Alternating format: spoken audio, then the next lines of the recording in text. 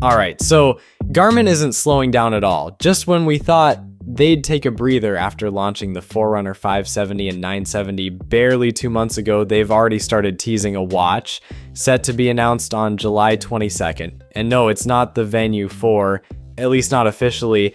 That teaser came from Garmin's Chinese social media, and all signs point to an entry-level Forerunner, most likely something in the Forerunner 165 family.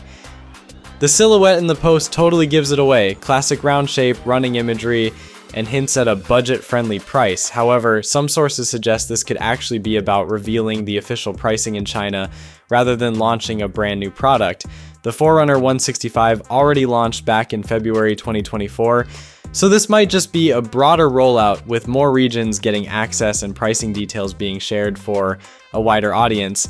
So yeah, don't get your hopes up for a premium Venue 4 unveiling just yet, but that doesn't mean the Venue 4 isn't happening. Here's where it gets interesting.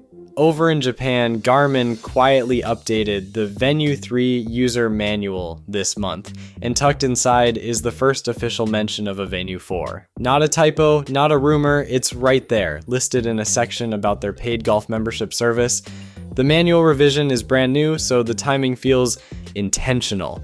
Now, let's rewind for a second. Garmin launched the Venue 3 and 3S back in August last year, and based on their usual release pattern, a follow-up this August or September makes perfect sense. Especially considering the Venue X1 didn't quite fill those shoes. Sure, it was sleek and super thin, but it had a square design. Fans of the Venue 3's round classic look weren't convinced that was the true successor, and it turns out they were probably right. As for what to expect in the Venue 4, no confirmed specs yet, but if we're reading the tea leaves right, here's what could be coming. A brighter AMOLED screen like we saw on newer models, updated UI is a given, maybe even an LED flashlight this time, more advanced health features, possibly blood pressure tracking, and better voice support through the mic and speaker, because right now you can't control the Venue 3 by voice. About LTE, we don't think it would be coming to Garmin Venue series anytime soon. So yeah, while the July 22nd event is almost definitely for a new Forerunner, that quiet nod in the Japanese manual tells us the Venue 4 is creeping closer. Maybe not this month, but it feels like it's right around the corner. Well, that's it for this video. Thanks for watching. Peace.